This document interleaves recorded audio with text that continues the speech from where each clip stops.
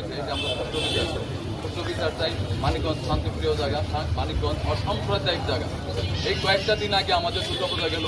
তবে আমি মেনলি বলতে চাই এই জুয়েলারি দোকানের সনাতন ধর্মলম্বী বেশি। আর যারা স্বর্ণের দোকান করে সবাই জেনুইন সঠিক ব্যবসা করে, ইনকাম ট্যাক্স ভ্যাট সব পেপার টাপার সব দেয়, সঠিক ব্যবসা করে, সঠিক ব্যবসায়ী সবাই ভালো।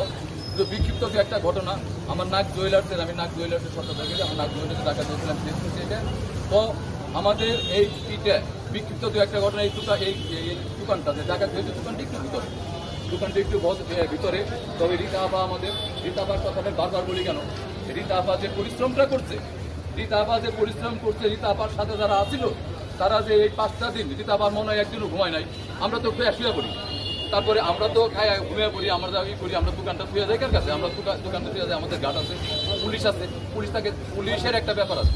পুলিশটা আমি ধন্যবাদ জানাই কেন, পুলিশ মানুষ কতজন, পুলিশ কয়জন, পুলিশ অল্প পুলিশ মানে পুলিশ তো এই এখন মানে সব কি বাইরে হয়ে গেছে, মানে পুলিশের থেকে ব্রেন তাদের বেশি টাকা আছে, কেমনি ডাকাতি করতে হবে, পুলিশ কেমনি মানে ডাকাতি করতে হবে, পুলিশেও খুব আমাদের ফাঁড়ি আছে সাথে, এই পুলিশ থানা আছে, আমাদের সবসময় সহযোগিতা করে তারা। কিন্তু বিক্ষিপ্ত যে একটা ঘটনা, এটা বিক্ষিপ্ত ঘটনা হয়েছে মানিকগঞ্জ শান্তিপ্রিয় জায়গা, মানিকগঞ্জ অসাম্প্রদায়িক জায়গা। আমাদের সাথে রীতা আপা আছে, আমাদের সাথে রীতা আপা আছে, রীতা আপা আমাদের কমিটি করে দিচ্ছে। রীতা আপার কানে যদি এটা যায়, রীতা আপা এটা সাংঘাতিক ব্যাপার, এটা কঠোরভাবে দমন করবে।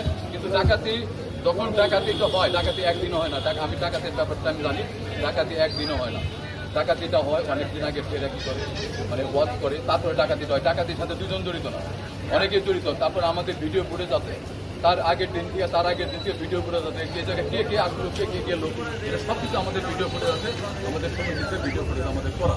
তো আমার মনে হয় যে আইন শৃঙ্খলা বাহিনী এখন যে উন্নতটা হয়েছে, এটা বাইর করতে বেশি সময় লাগবে না।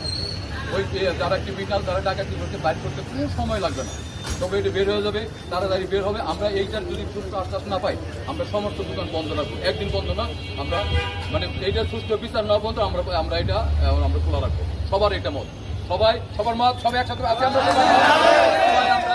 এই জায়গা আজকে আমরা এই জায়গা জুয়েলারি সমিতি সবাই ভ্যাট ইনকামটা সব কিছু আমরা দিই, জেনুইন ব্যবসায়ী, আমরা জেনুইন ব্যবসায়ী। কিন্তু আমরা জানি অনিরাপত্তা না ভুগি, আমরা ভুগবো না। আমি মানে আবারও বলছি যে আমরা এই জায়গায় সনাতন ধর্মাবলম্বীরা এই জায়গার বেশি। রীতা আপাই সবসময় আমাদের চোখে রাখে বিক্ষিপ্ত দু একটা ঘটনা, আর জানি না হয়, আমরা এটা সুস্থ একটা বিচার চাই। আচ্ছা, ডাকাতি হয়েছে, ডাকাতির সময়